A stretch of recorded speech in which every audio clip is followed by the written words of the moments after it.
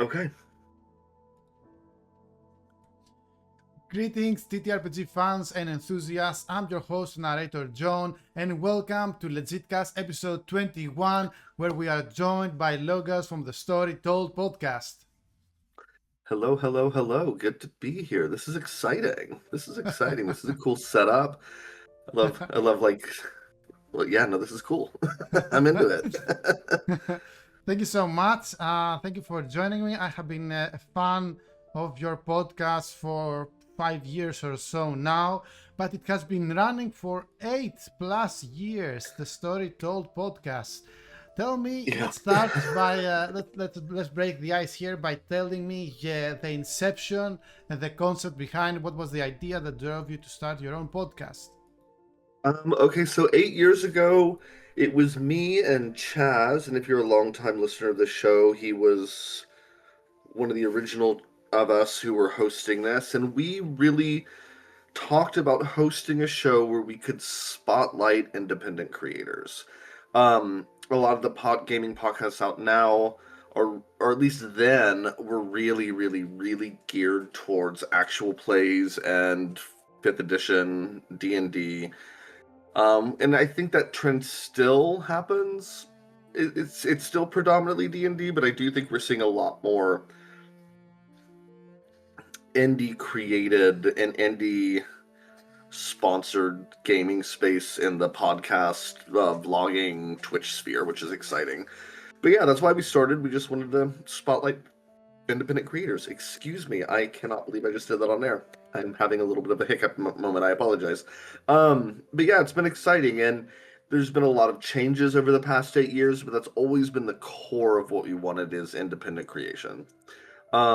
We have touched on more mainstream games here and there, but always with the intent to make sure that it was somehow framed around like the little guy, quote unquote, so to speak, not in any kind of pejorative way, but just in terms of the nature of the industry, and give a voice to that. So over the course of 8 years, I guess you have invited lots and lots of guests. I know you have some co-hosts. Talk to me about the type of guests. I guess they're indie creators, but talk to me about like the story behind each guest and how and which ones are the most recent ones. And talking about your guests. Sure. So initially, we would do a lot of cold emails. We still do that on occasion, especially if we find games that are really cool, games that we personally kickstart. I also go to PAX Unplugged every year, which is a great space to find new games to cover. But people also reach out to us, and I've learned over the years that the worst thing someone's going to say is no. That's how we've got Shauna McGuire in season one, who is a Hugo Award winning author. We have got Travis Baldry last year, who did the Legends and Lattes, that cozy fantasy novel. I just reached out to him, and he agreed to do it, which was really exciting. 20 Sided Tavern was very much just a cold intro email, and they were very interested in coming on the show. But a lot of stuff is people reaching out to us, and I'm Robbie. What is Robbie's last name? Why am I blanking on Robbie's last name? The creator of Enclave reached out to us when his first um, iteration of the game was on Kickstarter. We were bringing him back on for this year for the Aspirant edition. So just building relationships, and it's always important to us to keep a strong relationship, if possible, with the creators that we have, because you never know what's going to happen. I just met a gentleman named Clark Rowanson who writes lit RPGs, and he's coming on the show to talk about his lit RPG in a couple weeks. For one of our November episodes, but we were also discussing bringing him on next season to talk about community and community building, which is, I think, going to be the theme for next year. So it's really just a matter of maintaining and building relationships and being the gamer that I needed when I was a kid. Because when I was a kid, gaming, in a lot of respects, to me, felt a little gatekeepy. It was hard to find tables. Being young and awkward and gay, especially in the 80s and 90s, was not necessarily the safest space for gamers. And it's drastically changed since then for the better, in my opinion, and I'm happy about that. But I always want to be that person that if some young gamer came to me not able to find a space to pursue their interests, that I could help them find an avenue for that. And I think that's what we should all be striving to do, is be the person that our younger self needed. Actually, I really love this. This is amazing. Be yourself. Your younger self needed. So you're creating a podcast that you wish you could hear, you wish you could listen to when you were younger, to guide you and break all those gatekeeping obstacles that you mentioned. Something like that, right? Sure, and also just I'm not a perfect person, and there are things about the gaming industry that I like get like this is the hill I'm gonna die on, which we'll talk about that later with Changeling, and like everyone disagrees with me on it, and that's okay. But Okay. I think it's also essential to show that it's okay that we have strong opinions about the games we love, and it's okay that people disagree with our strong opinions about the games we love. We can disagree about these things and still get along. It at the end of the day is a game, and if, in my opinion, it's getting to the point and level of toxicity where it turns into something that is no longer fun, then you need to reassess what you're doing in that to perpetuate that. This is a great and fabulous industry, but it's also an industry with a lot of issues that we've especially seen come to light in recent years in Hmm. regards to um, gatekeeping, to the Me Too movement, even for example, to even being a woman at the gaming table or a neurodivergent person at the gaming table, and how hard it can be to navigate that stuff. And I think it's really essential to just step up and do the work. Yeah. Very, very noble gesture. So you've been hosting a TTRPG podcast for over 8 years. Share some of the insights that you have learned. Plan.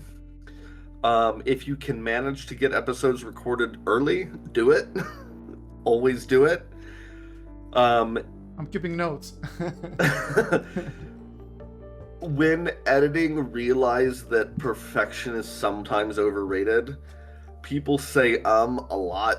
People have vocal tics a lot. People do things that and say things that come out strange, and sometimes it's better to just run with it. Clean it up, make sure it sounds as good as you can make it sound, but also let people sound like people, like vocal flaws and all. I know I don't edit out all of my ums anymore. When I first started, I would be meticulous about it and like cutting every little thing, shortening any audio gap. And over the years, I've realized people are going to listen or not listen. Be happy with the episode yourself and let others have their opinions. Now, there are times when there have been flaws in the episode that I've missed or I've uploaded the wrong audio, and absolutely fix that, but understand that perfection is the enemy of progress. Solid advice. You got me like today. I was editing an episode and I was like trying to find, yes. So it's actually good advice and very applicable to my today's life. Um, but besides the podcast, you also run and play, as most TTRPG. We all play TTRPGs, but you also run some actual play shows. Isn't that right? We do. Now, I will admit, it is not our strong suit. It is something that we have to work on. Episodes do get missed, but we always have a good time doing it. We had probably our most famous actual play was run by Chaz, and it was our exalted one for the Fall of Giara for Dragon Blooded. That was really fun. After that, we had Promethean, which unfortunately didn't get to end. Had a couple false starts with City of Mist and Power Rangers, and scheduling just became the enemy of that. But right now we're doing Fabula Ultima Echoes, and we had to miss the past 2 episodes due to illness, and then I was just overwhelmed. But the plan is to do shorter actual play arcs, so they're a little bit more manageable, about 10 to 11 episodes each. We're really going to try to implement that in the next year. We've already picked out the games we're going to do. Just got to find GMs and players for that. But I have a little bit of time because we do take January off. Um, but I do think shortening the actual plays into a little bit more of like smaller bites will actually be better for us in the long run and allow us to not only showcase more games, but also really hone in and stick to the games we do want to play. It is something that we're continually working on and trying to find the right way to do it for us, because there's a lot of different ways to do an AP, and we just haven't nailed exactly what we want to do, but we're getting there, and I'm really excited to see what we come up with next year. Scott from Zilzadi told me that it's best to always have shorter shows than like a campaign that lasts for 3 years. Like 5 to 10 episodes, something like that, very followable, very easy to get to know the characters, the plot, and not like, oh, they keep referencing stuff I don't know, so I can't follow it. Or like even one-shots I added of like, let's try the system, one-shot, boom. And as you see, all the episodes that have like many episodes, all the series, start high and drop. There's never like a curve. It just always starts high and drop because, okay, I want to see it, but I don't. It's harder to follow. So shorter series are always best. Well, also too, it's kind of like hard to plan when you have a campaign that's like a not being filmed. Missing a month of playing isn't that big of a deal, but when life gets in the way, because unlike Critical Role, which is amazing, this is not our full-time job. This is not our way to do income. So sometimes episodes have to be missed just because life gets in the way. And that's okay. And I think that that's kind of this misconception about what actual plays are because of the success of things like Dimension 20 and Critical Role, which, again, would love to do it, but life just doesn't allow me to. So I think, again, that advice about shorter arcs and shorter games is perfect, and I think it's actually going to end up being really perfect for us. I know it's a lot less of a lift, it's a lot less of a headache, and there's a lot less to keep up with. Yeah. You mentioned Critical Role. Have you seen Campaign 4? I've started it. I am on episode 3 right now. I wish... Me too, yeah. I like Beacon TV. I wish they made it an app instead of a website, because I have to basically I have to do screen mirroring on my iPad to project it to my TV so I can actually watch it, because I don't like watching things on my I'm weird. Maybe I'm showing my age, but I like watching stuff on television, not on a device. But yeah, no, but it's cool. I really like I like Ashley Johnson's character a lot. Valus is really cool. Yeah. She's cool. I like Thimble a lot. Thimble is a pixie. Yeah. Yes, it's acting very good. I think the cast member of the Critical Role who has nailed all the roles in all campaigns for me, Sam Riegel.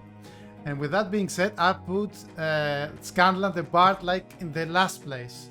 It's not bad, but it's not an extremely unique character, but all the others, FCG, this one, the latest, which is I'm a cleric, but not really. What's my story? Not Wikander. Wikander, yeah, not. I love even Braios there. I love all his characters. I think he looks like a guy who's just there for the lols, but he really is into role playing and creating interesting characters. That's my take. Speaking of Sam, my roommate, who is not a gamer really, Steven, if you watch the show, he played oh god, what was her name on Promethean?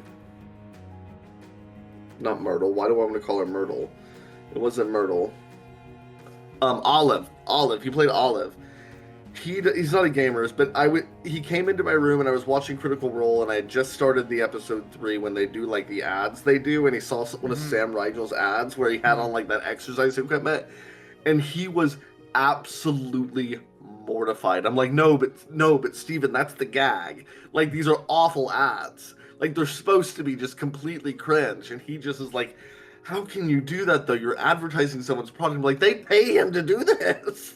Yeah, people love his ads, yeah. And he was just so he didn't get it. He was like, No, like this is so inappropriate. Like this is so cringe. How long until something happens? I'm like, no, you don't understand. This is 100% the gag. 100%. He could not fathom it. It was the weirdest thing to him. I can It's very understand funny. the confusion of like catching this exact moment for your first time. So let's get into TTRPG conversation. You briefly mentioned City of Mists. How was running it and playing it? Well, okay. So I love Son of Oak games. I think they're great. I think they learned a lot from City of Mist. Having now looked at Queers, having looked at Metro Otherscape, having looked at Legend of the Mist, I Mm-hmm. think they took their engine, which is brilliant. Like combining Fate and PBTA is just brilliant. Mm-hmm. And I think they opened it up to do a lot of different things. I think the one fault of City of Mist is that its moves are a little too rigid. And I think Mm-hmm. it's ultimately, for me, a hard game to play because the Mm-hmm. moves are so hyper specific to what the intent of the game is. And that is an asset to the game, but it makes doing anything else, in my experience, a lot more difficult. So while City of Mist is great, it's not my favorite thing they've done. I do think what they did with it to open it up for other games is absolutely brilliant. I think Metro Otherscape is stunning. I think it Shadowrun's better than Shadowrun, and I said that in a review when my friend Olivia was on with us. I think Legend of the Mist is going to be really cool when it comes out, like having a fantasy game. And I think Queers, while not necessarily the game that is going to be the most marketable to a wide audience, I think it is really cool what they did with it. So I have nothing but respect for City of Mist, but it probably isn't my favorite game to play, if that makes sense. No, it makes sense. It's just your take, and I was interested, and now I know it. But let's talk about what you publicly admit is your very favorite game. It's from the World of Darkness series. I too am a major fan of the World of Darkness series. Mostly vampire, but I've dipped my toes into each and every one of them. And yours is Changeling the Dreaming. Isn't that Yeah, right? change it is. So my first role-playing game book, and this is important because it will lead to this, was Werewolf the Apocalypse Second Edition that had like the claw cutouts on the cover. Still Yeah. have my copy, love it. But then I discovered First Edition Changeling the Dreaming, and I was hooked on gaming the second I found it. Second Edition came out not long after that, and it really helped me find myself, come to grips with myself. I think it was really an important part of my own self discovery about like admitting that I was gay because I saw correlations about hiding and being something different than the world sees or the world knows. Hmm. And yeah, it became a very pivotal core memory, if you will. I do have some interesting takes on it that not a lot of people agree with. Like, I personally think the Yes. game is Let's get ultimately to about the them. she. I I think that the game is ultimately about the she, the amount of word count like for them, on them, about them, the fact that they are the catalyst for the change of the entire setting. Uh, I I think I think it would be a very different game without them. At the same time, I think you could remove some of the quote unquote commoner kits, and I don't mean that in any way disparagingly.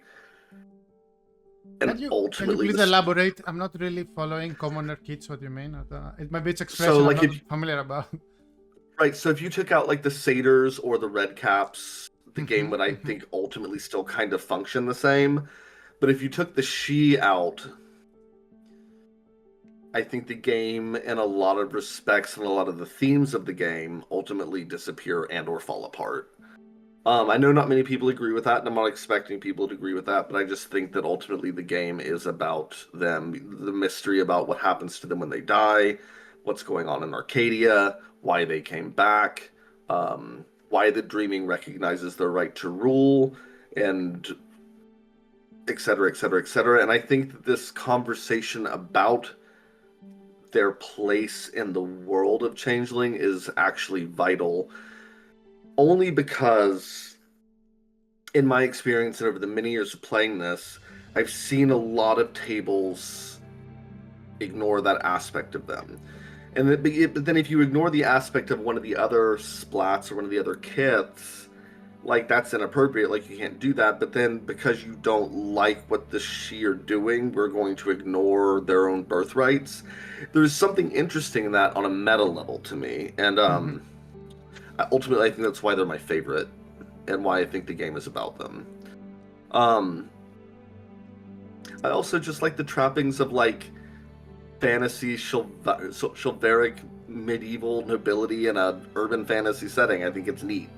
It's different. And I think it's important to also acknowledge that while I like that, I don't want that in my real life. I use gaming to escape the real world in a lot of respects. Aren't Um, you? Sorry, go ahead. oh no, no, that was my thought. I was umming myself. I am curious. Aren't you sad that Changeling the Dreaming isn't really a part of fifth edition line of products? The fifth edition. Yeah, like fifth edition Vampire, they have fifth edition Werewolf, but we don't Yeah. have Changeling the Dream. I think there are many products that haven't really been adapted to fifth edition, but Yeah, I think I heard a rumor that Mage is coming, yeah, and that'll be I heard that interesting. rumor too. I actually really like fifth edition in a lot of respects. I do think the Vampire fifth edition book is probably one of the worst laid out gaming books I've ever seen. Finding anything in that book is next to impossible. But I Oh do my. like the game, and I ran a really good short campaign for some friends of Vampire fifth edition. And what I like about fifth edition is that it is World of Darkness, but it doesn't feel beholden to the past 20, 30 years of books. Like, I did this whole storyline with, like, Lilith trying to, like, awaken and claim half the clans as her own, which I don't think I would have allowed myself to do in Interesting. prior editions. Because fifth edition has it's a different mechanical system. It's a different visual look, but there's a sharp divide between them with me. And so for right now, I don't think I'm upset that Changeling isn't a part of that. If it becomes a part of that later, I'd be really interested to see what they do to it. But I like my Changeling where it is. I like 20th edition. I like all the books that I like. I like all the books. I like where it rests right now, and I don't need to rock that boat for myself. But if it came out, I'd still support it. Interesting take. There is, makes you wonder how, it's. I don't I know. lost my headphones. Okay, we're back. Um, so yeah, I wonder how they would, if ever they adapt it. I wonder how in ever if they adapt Mage. And you mentioned like Prometheus, Prometheus or something like it. Isn't that also old World of Darkness system? Like you play the No, it is. Frankenstein type of creatures. No, that Promethean actually came from the Chronicles of Darkness when they called it the New World of Darkness. So The it's more in fourth line with. edition. The fourth, isn't that? No, that because fourth edition was. Oh, so Chronicles isn't the fourth. Okay. No, okay, so you have Old World of Darkness, New World of Darkness, and Old World of Darkness had first, second, revised, and then the Yeah. 20th anniversary, and then fifth Right. edition. Whereas Chronicles of Darkness, or New World of Darkness became Chronicles of Darkness, and that's things like Requiem, Awakening, Promethean the Created, Changeling the Lost. So they are different. Ah, okay. They do separate differently. Promethean the Created was definitely part of the Chronicles of Darkness, and it is a very interesting game. It's one of the few RPGs, in my opinion, that actually has a win factor. Like, to become human means you won the game. And you don't see a win factor other than, like, defeating the big bag evil guy. I don't think you really see a win factor in most role playing games, which is where I think a lot of the confusion from non-gamers stems from. They're like, but you're not winning anything. Oh, very fascinating. So you're like a golem type of character, and when you become human, basically it concludes your story or something. More or less, yeah. I mean, you'll be a full human then, but I guess suppose you could become a vampire after that, if like you got just really unlucky. Imagine, yeah, I've spent all my life trying to become human, and then I become a vampire. Or get kidnapped by one of the true Fae and become like a changeling. Like, can you imagine? I'd be pissed. I would be royally pissed, especially if I remembered and found out. I would just hate the world. Yeah, it's like or a vampire trying to achieve Golconda and then like having someone like ruin your path or something. Hmm. So, um, you played like, from what I'm hearing, you played most of World of Darkness games, but Changeling remains the top game for you, right? It does. I think it always will. I think it's a really special game. I think it's a really misunderstood game, and I think people always have an opinion about it, which I think is a mark of a game that is important to our industry. I think because Hmm. there's so many games that come out, so many that get talked about, so many that get talked about once and then never referenced again, so many that get talked about and never played, so many that get made and never played. But you find these games that enter the consciousness and shape the history of what we do for good and for bad. I mean, D&D, World of Darkness, Rifts, GURPS, we've heard of all of these. You've also heard of things like the infamous Fatal. You also Daggerheart has made a splash for itself, and it's like it's a thing.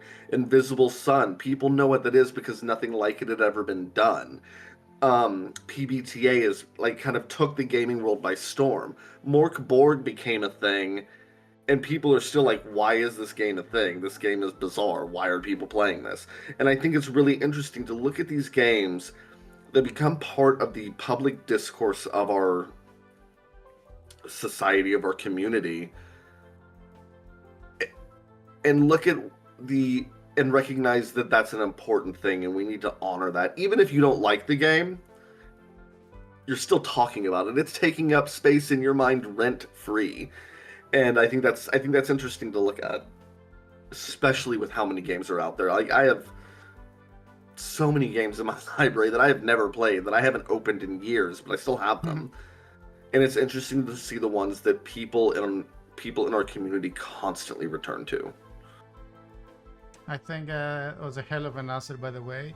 But you also published some Changeling the Dreaming works in the Storyteller's Vault. Isn't that right?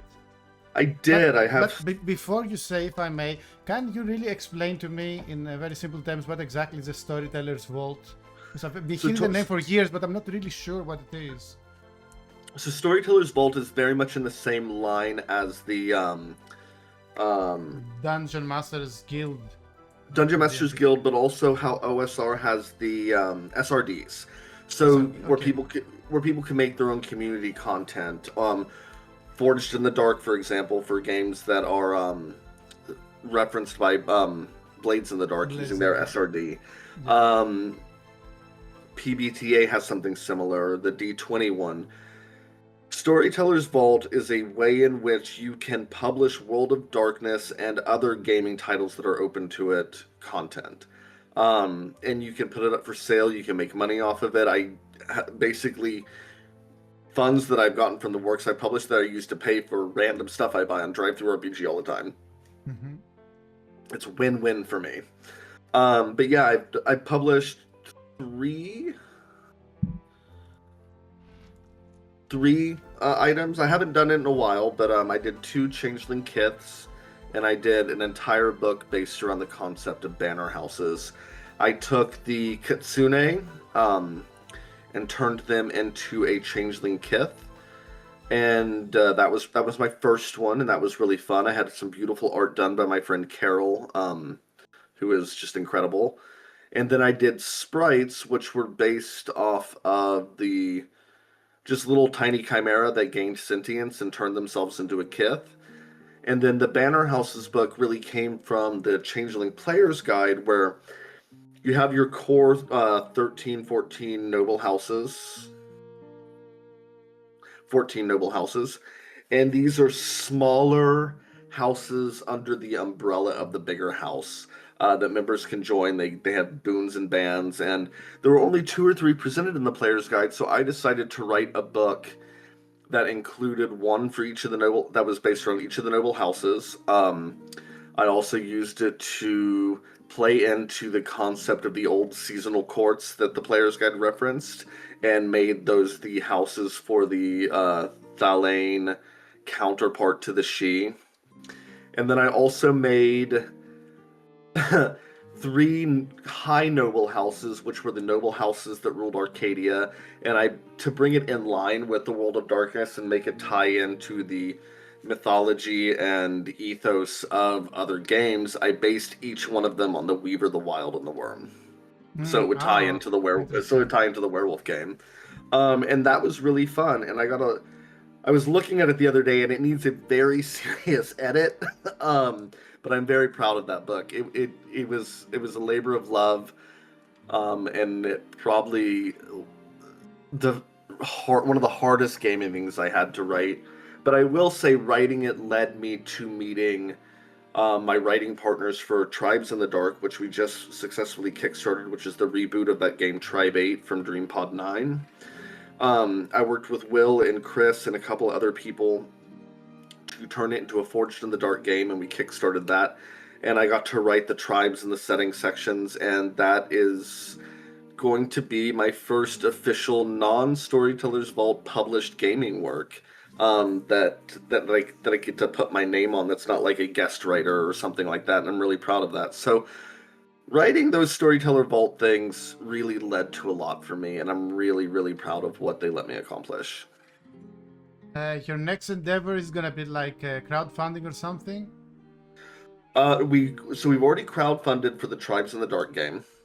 That was very Okay, successful. We all right. raised like I think we had like a $5,000 goal, and we raised like 240% of that. So I was really, really All really, right. really excited. We unlocked a companion that's going to include some of the lost tribes, the ability to play other splats like keepers or outlanders. Um, and we're working on that right now, and I couldn't be more proud of the work we put into that. Um, it was definitely also a labor of love. Um, but I'm actually just really excited to be able to give back to the industry that gave me so much too, even if it's just in a small way. Yeah, that's also very noble. And any work that you create in Storyteller's Vault, does it fall under the this old GL things like legally? Is it yours? Is it free to monetize it? What's the case there? The Storyteller's Vault is monetized. I get about half of the proceeds from when it sells. Onyx Path or White Wolf, Hmm. Onyx Path gets the other half, or it gets a portion of it. Drive Through RPG gets a portion of it. So yeah, so it is my work under their license. It has to follow specific parameters, but you can find all that information on the website. Um, yeah, so I mean, it belongs to me as far as I know, unless I missed something in the reading. But I do get paid for it when someone buys it off Drive Through RPG, which is really exciting. Yeah, yeah. Um, Also, I've heard in your Discord, a little bird in your own Discord told me that you're looking for a co-host for the next season of the Storytell podcast. Well, I might have actually already found one. We haven't announced anything yet, so I don't want to name anything. But Any exclusive announcement here on my show? No, I'm kidding. yeah. The person I've met, they're really incredible. They came over the other night and we hung out, got to know each other better, had dinner. Their husband came with them. My roommate hung out with us. We just got chit chatted till like late to the evening. They're really cool. They come from a podcasting background and an acting background, and I think that it's going to be a really beautiful working relationship. They have ideas to help us. We've kind of, I feel like we've kind of plateaued on our listenership, so they have ideas to help us kind of expand a little bit more, take the show to the next level, and I couldn't be happier for where we're going. I think they're going to be coming on for the last episode of the season, and that's probably where we'll make the more formal announcement of them joining the team. Yeah, that seems very fitting. Well, since we are on the topic, tell me what's next for the Storytell podcast, but also your own endeavors or publishing or actual Woo. plays. What's next for you? Okay, so we're planning it the next season. I think the theme that we're going to be settling on, whereas this season was really about tools in the player's toolbox, I think next season our overarching theme was going to be about community and building community, maintaining community. keeping a community healthy, that sort of thing. I do know our two actual plays that we've decided on are going to be The Last Caravan, because that game's really cool, and I think it's really conducive to like a shorter arc and really intimate character portrayal. We're also going to be doing in quarter 3 and 4, I believe, Tribes in the Dark, and doing an actual play of that to promote that game. Since I got to help write it, I think it'd be cool to play it on air, which would be really neat. As for specific episodes, we haven't really assigned too much yet. There's a couple things penciled in. We do take January off. We've been doing that for the past 3 or 4 years, and it's really useful just to kind of regroup and have a little bit of a break. Because running a show is a lot of work, as I'm sure you will know.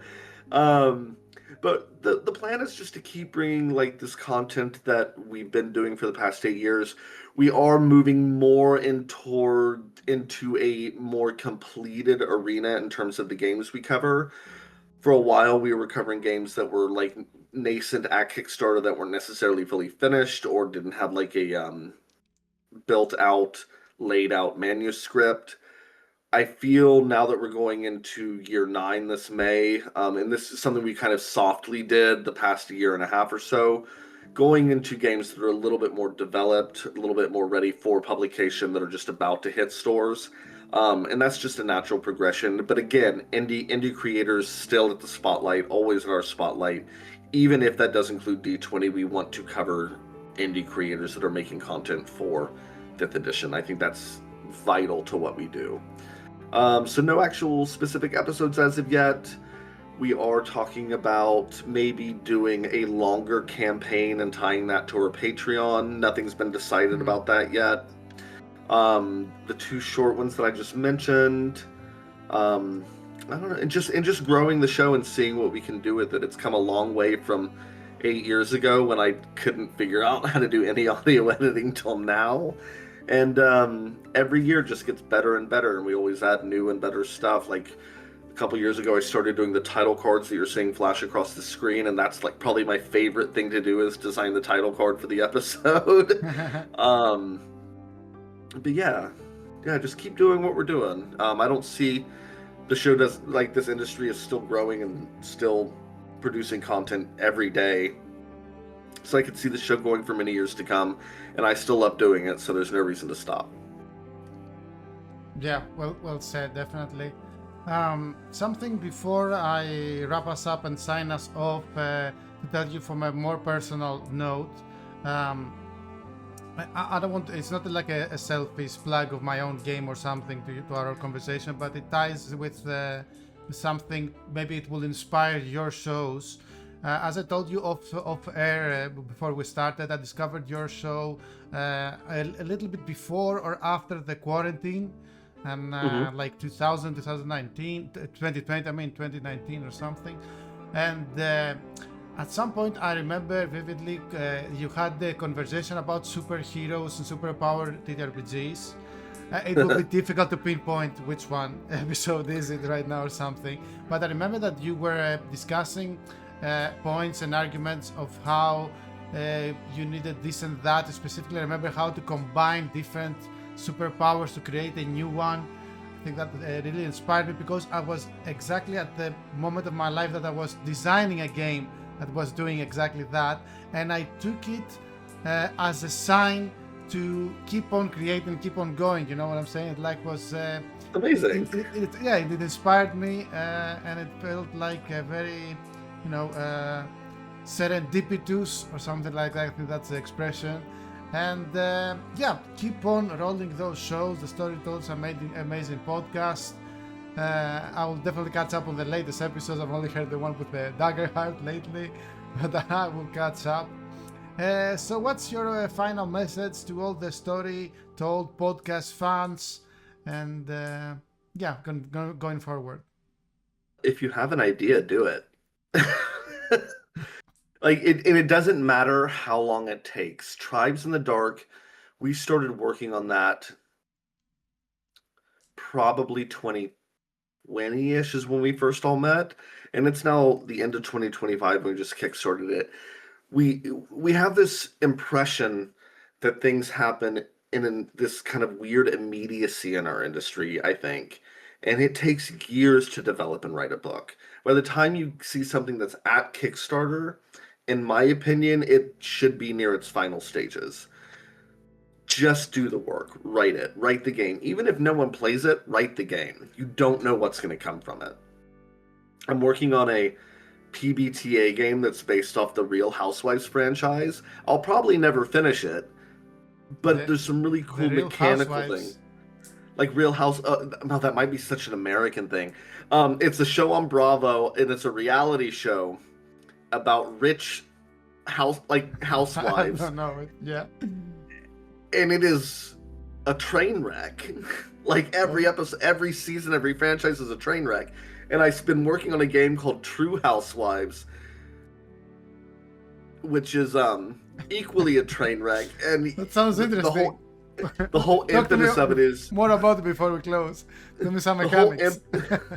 so the core mechanic is you get gossip. And you get gossip when someone else fails a role. So if you fail a role, you have to give a gossip to someone else in the scene. You use gossip to fuel confessionals. Confessionals, when you spend like 3 gossip, you can have a confessional like you have on the show. We call it a spotlight.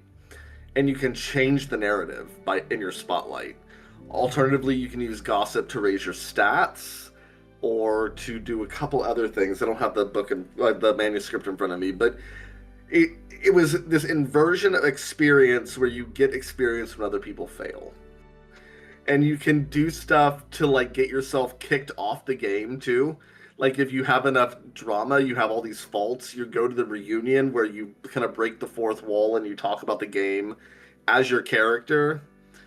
And if you have too many faults, you're not invited for the next season. So if you start a new season, you have to bring in a new character. Um, Actually, I find it fascinating. You know what I find extremely challenging? Creating mechanics for a show that doesn't, for a TTRPG or a game that doesn't rely on a fantastical element like magic or blood and vampires, or whatever, the mist, whatever you call it.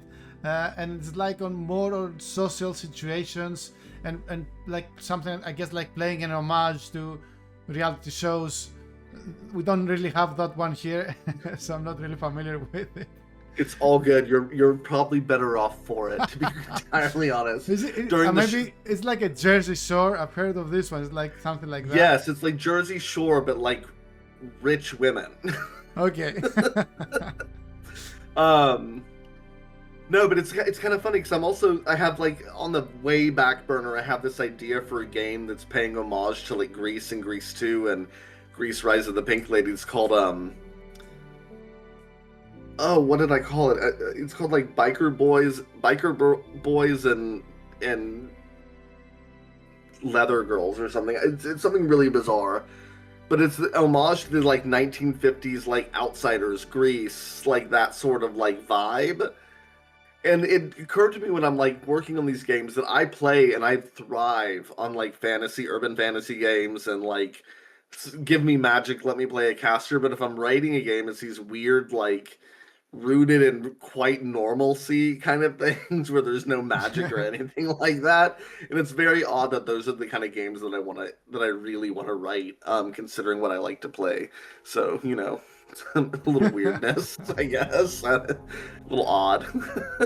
Sounds certainly unique, and it's refreshing to have a game that doesn't rely on a fantastical, magical element to move forward. I mean, I think games I think games like that can be really, really interesting. I think you can create really interesting characters when you have to think about, okay, my character can't fireball their way out of this. Like my character has a cell phone and a bad attitude. What do I do? And I think certainly interesting. And I think that's going to be interesting next year for The Last Caravan, because if you're not familiar with The Last Caravan, it's this game. It's very much like World of Worlds, but like you're like this last caravan of humanity trying to get yourself out to this rumor of a alien-free city in the West. And you just play regular people or a dog. You can play a dog. I don't know how that works exactly, but you can play a dog. And you basically are going on a road trip. I don't really remember its name right now, but on ZinQuest 2024, I think. I don't know if you're familiar with ZinQuest, but it's like smaller TTRPG zines. Mhm. There was one made, like it was maybe The Long Road Home, maybe that was its title, where you play basically something similar to The Last Caravan, but instead of playing like a singular character, you play like the whole population. So whereas if you fail like a dice roll and the navigators of your caravan take you through a deadly storm, you lose like 10d10 civilians, and you're everyone, you're not just one, which I found very groundbreaking and That pushing is it. interesting. Yeah. That's very interesting. That's cool. I'm gonna have to look that up. Okay, cool. New stuff for I, me to find. I'm excited. I might send you the link afterwards. Um, I think also too, just like a final thought, as a game promoter, and I don't even think that's the right term for what I do. I think it's important to look at any game that falls into your lap. I think there's so many good games out there, and there's so many interesting creators out there, and seeing what people are doing. And I think I kind of touched on this earlier. Seeing what other people are doing will just enrich your own game writing, your own gaming experience, and just knowing what's out there. We have such a cool industry and we have such a creative industry that gets overlooked by the mainstream society because gaming is such a niche thing that we don't, even I don't fully realize how deep all of this goes and how important it is to us, for me, to tell stories. Like that's such like an integral part of the human experience is to be storytellers and to have so many different ways to do it. I just find it to be one of those beautiful things in the world. I think that's why I really like tabletop gaming, because I think it's fundamental to human nature. And I think that's the thought I'm going to leave everyone with today. we actually catch a lot of interesting topics in the closing hour. But yeah, let's linger a little bit on, because I too always say that you mentioned that the gaming is a niche. Well, TTRPG gaming is even a niche of a niche, right? And Yeah, I think that, and I always say that TTRPGs is the number one form of entertainment, period. More than video games, reading a book, watching a movie, playing an outside game, whatever, playing a board game. I think it's combines all the wondrous elements that you also mentioned, and also like improvisation. Everything has so many different pieces to it. And I think, as I said, it's really important to really try and find and search what else is out there, because I am amazed with everything I find, and that's why I really rolled this show, to interact with people, whether they're content creators or podcast hosts or publishers or actual play, or anything between. And yeah, there's so much still we have to learn, and our hobby has still so much to teach us. 100%. I fully agree. Fully agree. Uh, yeah, I do love this. It's interesting. You talked about more than playing video games or reading a book. I love to read, but I will always game over reading. And I'm not a big video game player, but that's because I'm awful at them. I'm really bad at them. I have beaten 2 games in my entire life. 2. And that is Final Fantasy Mystic Quest Okay. and Harvest Moon. Okay. I am awful at video games. I get so frustrated. I can't. I just can't. Even like Telltale games, I'm guessing that you might enjoy those. Like I think they're called Telltale games, where it's like he had like the Walking Dead series games. They had like they take IPs and create some sort of new age adventure where you Nope. have lots of dialogue, lots of clicking. No. Nope. Nope. But check them out. I guess they're really good with TTRPG players. That's what I'm saying. So, I was the one who did the choose your own adventure books as a kid and died like 7 choices in. I'm just not good at them. But tabletop gaming I can do. Tabletop gaming makes me happy. Okay. That's a great note to actually close it. This episode has more endings like from the Lord of the Rings trilogy ending. So I liked all of those. Those were great. yeah, I like them too. So let's these are gonna be our